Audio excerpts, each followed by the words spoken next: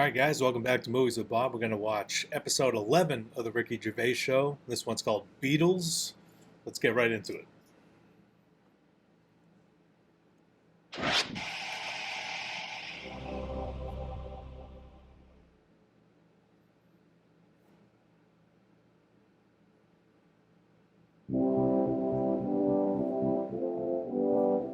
For the past few years, Ricky Gervais, Stephen Merchant, and Carl Pilkington have been meeting regularly for a series of pointless conversations. This is one of them. Testing. Is that all right? Hello and welcome to the Ricky Gervais Show with me, Ricky Gervais, Stephen Merchant. Hello. And the little round-headed buffoon that is Carl Pilkington. All right.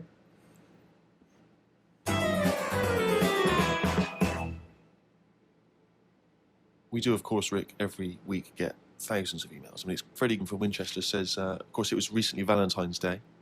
What's the most romantic thing that you've done for Suzanne, Carl, that you can think of?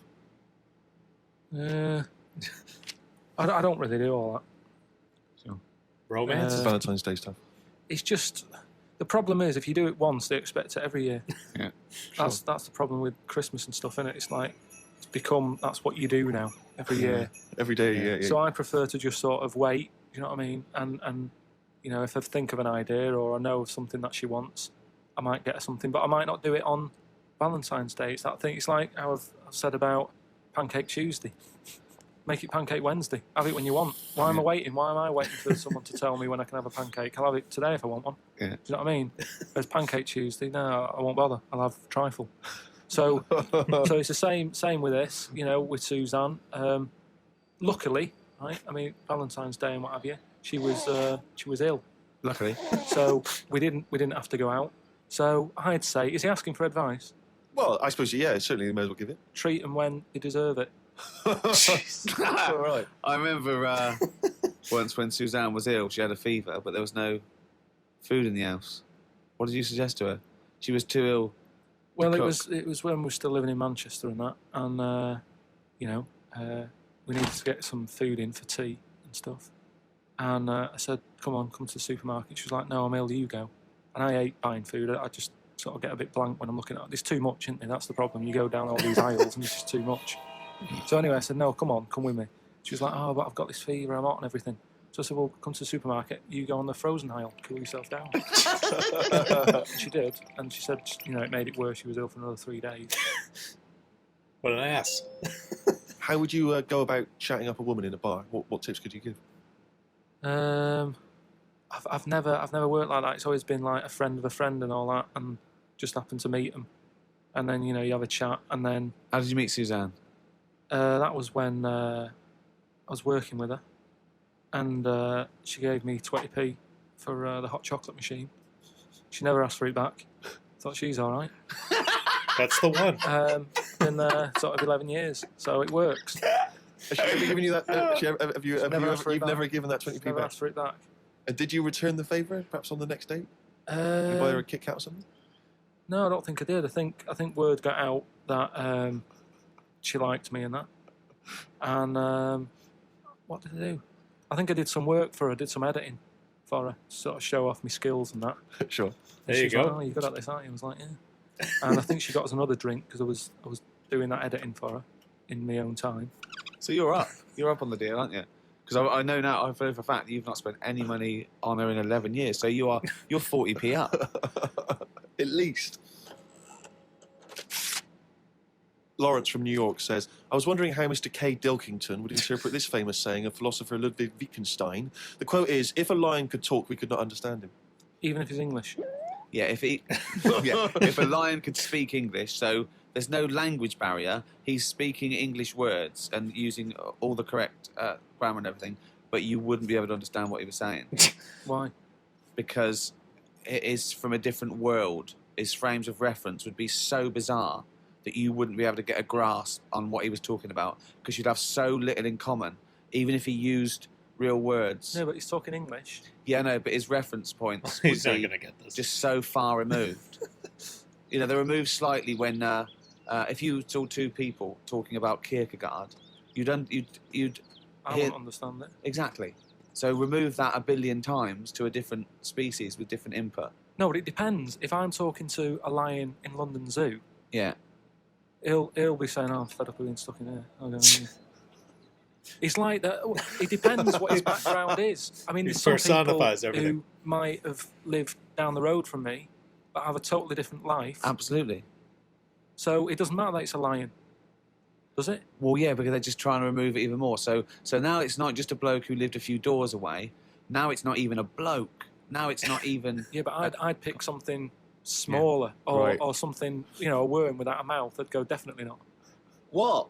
Definitely not what? I wouldn't be having a chat with it. I just think that a worm that's underground. Yeah. What's it got to offer me? It's blind and it hasn't got a mouth. It's not going to be a good day out with it, is what I'm saying. It's not going to have that much to say to me, even if it's English. Right? Even if it's And how can you tell if a worm is English? Does it wear a very tiny bowler hat? Oh, Christ. But do you understand? What about a jellyfish? No, you see, I think that's where you can say you wouldn't be able to have a good chat with them, because to me, the sea might as well be another world, Yeah. right? Yeah. In a way, I think the fish sort of have more rights than us, What do you mean? just because when whoever made the world, right? Yeah. Say, we're just bigging up God, but if I Yeah. was to have a go at him, Yeah. I'd say you added too much water, Criticism 1 to God, right? right? So How would you have changed that? just more land. Fair enough. Now, why have fish got more rights than us? That was what I was Because there's loads of them, and when you look at the amount of sea on the world, right? There's loads of that. You only have to I was in Malaga the other week, right? And you look in the sea, there's loads of different fish, and that's just in 8-foot water. If you go miles out, there's all sorts of weird fish, isn't there, with lights on them and everything. So, and there's just millions of different types. Yeah. Yeah. Now, Why does that mean they've got more rights than us? just because I think, rights come in numbers, don't they? If you know what I mean. Like, if there's one of you shouting, people go, "Oh, he's an idiot, shut up," whatever. If there's loads of you shouting, they go, "Oh, best listen to him, see what they've got to say." Right. And that's what I mean about fish. Yeah. There's loads of fish, Right. so But they're not really making their voices heard, though, are they? I know because they're underwater. But what I mean is, I don't know what I mean. Brilliant. Oh, that was great. At least he admitted it. Just didn't dig the hole Carl, deeper. Right. What do you think it's like being a crab? If you could go now, your mind into a crab, what would you see? Where would you be? What would you be doing? What would you be thinking? What do you think of all the other things? The crabs you'd see, the squids you'd see. What's it like? Do you think? I want you to. It's like creative writing. Just think. Just let yourself go. Come on. It's got to be a crab. What do you think of a slug? What do you think to be a slug? What would you do if you were transported now into a slug? What would you do? And Suzanne, you're suddenly in the kitchen, but you're a slug, and Suzanne's sort of like there, just making tea and that. How do you let her know it's you? It's impossible. I'd just chuck myself into the salt pot or something. Oh my No, because god. what do you do? I'd hate that. That would be horrible. That. Oh God! Have you ever read Franz Kafka's Metamorphosis, in Don't which a think so. man wakes up and he's turned into a giant beetle? And that's the whole story. I think it might be of interest to you. So what happened to him with the beetle? Well, I don't want to ruin it for you in case you read No, it. I but won't be it's, reading it. Don't worry. He joined a pop group with 3 other people. He was brilliant. No, it's a really wonderful book. It's a kind of almost heartbreaking because, of course, he does, like Ricky's saying, he finds it very hard then to relate to other people, even though he still has the consciousness of a human. His parents, his rest of his family, they don't know how to deal with him, because he's a giant beetle. He becomes a freak. He becomes an outsider. It's terrible. But hang on though, is he a giant beetle or Yeah. is he? Well, yeah. Well, that's not going to go down well, is it? That of course people aren't going to like you. But if it's a normal-sized one, then you just get in with the other beetles, don't you? Whereas if you're But a you'd be giant, sort of How would you do that? How would you ingratiate yourself? Right. So you're suddenly a beetle. You're Carl Pilkington, right? There's other people. They're doing their business. They're scuttling around, and you go in there and they look at you as a new beetle. What's your first? What do you do? How do you ingratiate yourself? well, for a bit, I wouldn't sort of barge into their house and that. I'd wait until they're out and about, and I'd like in life, right?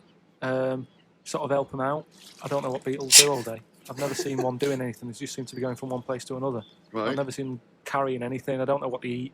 I don't know what they do. I don't know why we've got them, right? But what I mean is, I'd watch them and I'd sort of help them out. And, I mean, you know, it's like going on a date or meeting a woman, isn't it? But what if there is... Whoa, hang on, what do you mean? How is it like going on a date with a woman? Well, it's like I said about Suzanne with her hot chocolate. She bought me that and I've gone, she's all right. Right? She gets me another one. Before I know it, she's living with me. So, So you're all these Beetles, they're scrubbing around, right? You're sort of like watching them, and then you realise that you want to mate with this female beetle. What do you do? What's your first move? Yeah, but I don't know what beetles do I? So I don't know what you do. I don't know if you go up and go, all right. What do they do? How do they get on? Well, It's a different world. I don't know yet, do I? Because I haven't done it. would you feel bad because having your own mind in this beetle, right? Would you feel bad shagging a beetle? Would you feel that was a bit sick because you've got a human mind? Well, no, because you just close your eyes and that. Think of something else. So get round it that way. There's no point getting down about it because I'm stuck now as a beetle. So you've got to get on with it. But if you're a slug, you said you'd throw yourself in the salt pot. What would you do if you're a beetle if you got depressed? And you see all the other humans. No, you see your mates, right? They're listening to the iPod. What would you do? Well, no, that's what I'm saying. No, beetles are different because they do tend to hang about with each other. A slug's always on its own. It's a lonely insect, isn't it? It's not an insect. All right, what is it? A mollusk. Right, they're lonely. I've never seen a load of snails all together or slugs wandering about. Whereas beetles seem to knock about in crowds. Yeah. So, oh God. Okay, all right, another one. So they're sociable creatures, and it wouldn't bother you that you've got the mind of Carl Pilkington in there? Because you can't communicate with these people, What if because they you're- don't speak English. They don't have any communication with you. Yeah, but if it's happened to me, there'll be another one in there. Okay then. Right. Okay. What would you do? Right. That's the most disgusting thing. What could it be? Well, what would you do? Right. If you were suddenly a fly, right, and you were knocking around with the flies, right, and you had to land on some, Excrement? yeah. What would you do? Yeah, but I don't have to. What do you mean? You're a fly. Yeah, You're but I loving it. wouldn't. No, I wouldn't be loving it. No, would I? Why? Because I'm me in that fly's head. Right. So I don't think other flies would be going, come on, join in. I'd just be like, no, I'll wait here, wait, watch and that. Because I don't see why they have to do that. What would you do, right, if you had to go back and you were in a, you were had to go and put your mind in like the an unhatched egg of something, like maybe one of those that a wasp was injected in a spider. So you know you're in an egg, Jesus. right, which is really uncomfortable, in a spider. How would you feel about that, Carl? You're a baby wasp in the abdomen of a spider. And I know everything that I know now. I'm sat in there. Yeah. And now I'm in a spider as an unborn wasp. What the fuck am I doing here? What's going on? I don't know what I'll do there. Probably try and sleep. There's nothing else to do, though, is there? That's a good point. What else could you do? I just pray to God it never happens. I don't believe it. He's written it down. Well, that's the jingle that signals it's time for more extracts from Carl's diary, and we'll lunge straight into it. Wandered down Carnaby Street. There was a happy homeless fella. I gave him £1.50. I thought of a tongue twister after giving him the money. It goes, if you can't treat a cheerful tramp, what sort of tramp can you treat? Good, that. All Say right. it fast. If you can't treat a cheerful tramp, what sort of tramp can you treat? Good, isn't it? Good, that. Yeah. You've got too much time on your hands, Carl. Learned some famous quotes to see if they are as good as my sayings. Number 1, treat every day as if it's your last. Very famous saying. Now, is that something you do, Carl? But No. you know, my problem with that one is that if it was your last, you wouldn't want to be doing much. That's the only problem I've got with that. I wouldn't want to, go to a fairground or whatever because you're going, oh, it's my last day, what am I going to do? And I think you'd spend so much time worrying about what you're going to do that you'd end up staying in. I think you're right. You've taken some of the poetry out of it. I think it means live life to the fullest, right? I like the fact that you were musing on the idea that if it was your last day, you'd go to the fair. It's getting such a 19th century way of spending your final day. I know, yeah. Well, the thing is, the other thing is that the only thing that people get depressed about in terms of sort of like, life and death is not the knowledge that they're going to die, but more the knowledge that they know they're going to die when they're dying. If someone told you no one ever knows when they're going to die, no one ever gets an illness, no one ever gets hit by a truck, everyone passes away peacefully in their sleep, dreaming they're riding a big marshmallow, right? Then you wouldn't care about anything. It wouldn't matter when. It wouldn't matter if you died tomorrow or in 30 years' time. You'd just live life to the full. You'd have it every day would be great. You'd go out, you'd come back, you'd fall asleep. That would be amazing. There'd be no stress. There'd be no angsty, we're all going to die stress, because it wouldn't matter, because it would just be your life. Wouldn't it be amazing if someone guaranteed you, Carl, you're going to die in your sleep? I'm not going to tell you when. Yeah, but some people do, don't they? Well, exactly. Yeah, but we never know we're going to, because we stress. What if we get a dreadful illness? What if we, But we're almost not letting people die naturally anymore, are we? Because we're always bodging stuff up. What do you mean? Well, someone who might naturally die in the sleep aren't allowed to naturally die in the sleep because they wake them up with those electric things and get them going again and pop in a new lung or whatever whilst they're at it. That's what I'm saying. They don't just... You never hear it anymore, do you? Frank peacefully died in his sleep. No, he died on the operating table whilst we were putting in a new lung. They don't die naturally anymore. Frank died peacefully with 40,000 volts going through them and a couple of people going, clear! Clear! Rushing about today. Got to get a lot done as I'm flying to Malaga tomorrow to see my mum and dad. Don't like flying. I'd be happy if they give you a parachute instead of a life jacket. They say Da Vinci invented the parachute as well as the helicopter. He never got round to making them, though, because he only drew them on some paper. Got up at 5 a.m. as I had to get to Heathrow to get on the plane to see mum and dad in Malaga. Went out for a drink with a cousin who lives in Spain. Ain't seen her for 27 years. Oh, that must have been tricky, making conversation. I didn't really bother. Because where do you start? I might as well go up to anyone in the street and start having a chat. You have to go further back than... did you want Chantal to win Big Brother? Yeah. Me dad and me talked about history. I said we shouldn't go on about things that happened ages ago because I bet something similar has happened more recently. Brilliant. Read about an island in the Indian Ocean where there are tribesmen still living like they're cavemen. A helicopter tried to land and the tribesmen chucked spears at them. This is what I meant about not having to talk about things that happened ages ago. We have got new cavemen now, so why do we talk about the old ones? People could have lived before, but computers and all that blew up and books got burnt, so all they had left was what these tribesmen have got left. What? Ramblings. That's the ramblings man. of a maniac. That's Oh just my a God. few hours before you go crazy with a gun in there. No, but what I mean there is, right, say if all this has happened before, something happens, Again, a lot of information from the Planet of the Apes. world ends, right, Mm-hmm. we come back again somehow. Yeah. It's the detail you leave out that makes you intriguing. Just like the watch that you can wear that tells you when you're going to die. How does it work? Pop it on your wrist. That's all the detail you need. So the world happened. No. We came back. Have you seen the pictures? Forget it then if you don't get it. It's interesting that you had all those profound thoughts about this period in the past when they all lived, but you still found it appropriate to include at the end of that. It says the tribesmen wave their knobs about when they've had enough of having visitors. That's what it said in the paper. That's what happens. They're quite happy. What paper is this that you're reading? It was in like a paper a couple of days ago. It said They never knows. they don't mind having visitors if they're bringing them coconuts and stuff that they can eat.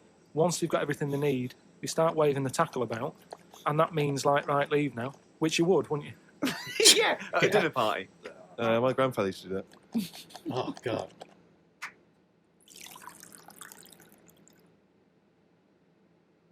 Get back to that fucking news! Jesus. That jingle is getting more annoyed by the week. Yep. Well, this is the final monkey news, right? I'm not doing this Oh, anymore, wow. right? Because we've covered it all. All the monkey news has been covered?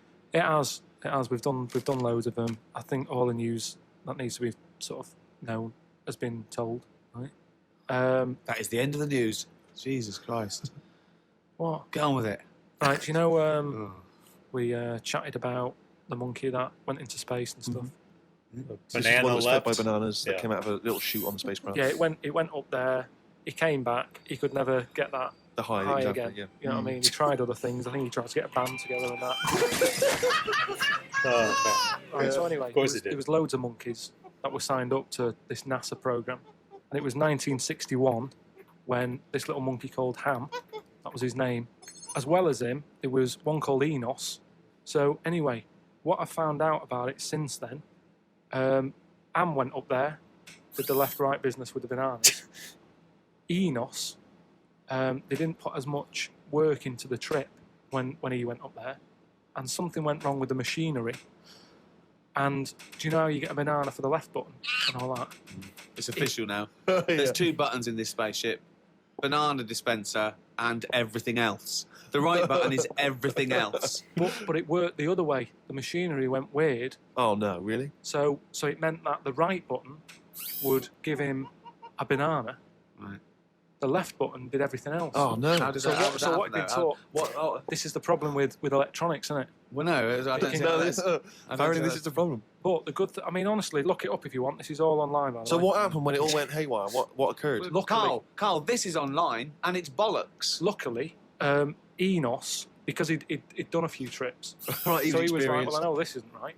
As much as I love bananas, this isn't right. Oh my god. That was So- his thinking, of course it was. So anyway, so he came back. They were all like over the moon with him. He you said, know, I saying, can't work with these conditions. good mission and everything. Well done on working it out. He sorted all that out. It moved on a few years. Armstrong's gone up there. Buzz and that other fella, they've been up there. The monkeys aren't needed anymore. But they were like, we've got all these monkeys who have done NASA training. What are we going to do with them all? And they had to raise £14 million to make them like an old sort of chimp tome for retired Astronauts. Retired NASA-trained monkeys. Oh god. chimpernauts. Something they've got in there is like a little museum, Chimpernauts. right, of all the missions and that they've been on, so they can sort of, even though they're not going to be going into space again, they can almost relive it and reminisce of the times that they've had. And They're reminiscing with each other, are they? just sort of going, Kinda oh, like the remember old that time when it all went wrong, the button became the left when it should have been the right and all the rest of Yeah. it. They just, sort Talking of about old times, talking yeah. about old times and what have you, like old people like to do. Sure. And yeah, that's it. So if you want, Perhaps we should retire Monkey News to that same space. that's what I mean. So, I hope you've enjoyed the monkey news and that. That was the last one. Look after the monkeys. Do your bit, because they've done their bit. That's it, yeah. But just because I'm not giving the news, look it up. Do you know what I mean? It's all out there. Don't be ignorant. Oh, man. Wise words. Man, the irony of that statement. That was a great episode. We have An Idiot Abroad, episode 5 or 6 next and up coming, so please subscribe. And thank you for watching. We'll see you guys on the next video.